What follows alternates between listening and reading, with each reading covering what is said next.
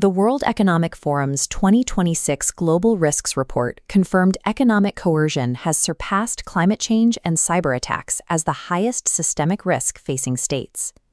Many organizations still operate under the assumption that global commerce is a sprawling, decentralized web where no single actor holds absolute power.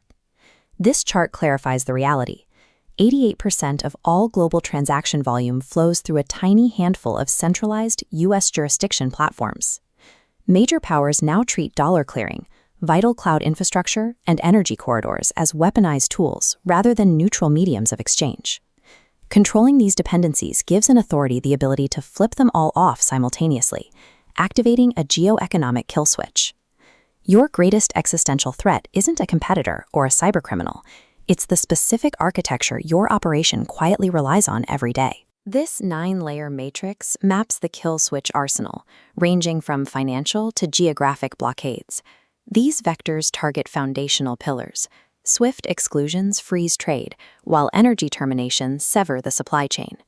The strategy has evolved towards simultaneity, triggering all 9 layers at once to paralyze the target. We saw this in 2022, when Russia, holder of the world's 4th largest reserves, had $300 billion frozen in a mere 72 hours.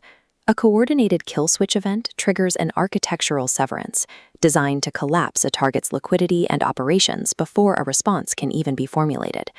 This data reveals a massive bypass deficit. Alternative global infrastructure currently handles only 12% of the world's exposure to the dollar-based system. To bridge this gap, many entities attempt to migrate to state-owned alternatives like China's CIPS. This creates a bilateral surveillance trap, where an organization simply trades the Washington panopticon for a Beijing one. True sovereignty requires the ability to transact without any single political actor possessing the power to unilaterally observe or terminate the flow. Swapping one centralized power for another provides no security. It only changes who holds the kill switch to your business.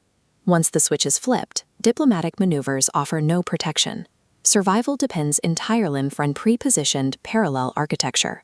This creates a critical 72-hour window. Maintaining critical flows through independent channels for those first 3 days breaks the cascade, turning an instant collapse into a manageable disruption. Those who haven't built a 72-hour bypass beforehand will see their operations permanently freeze before they can find an alternative. The most resilient actors are sovereign weavers, entities that deeply integrate into multiple competing global networks simultaneously.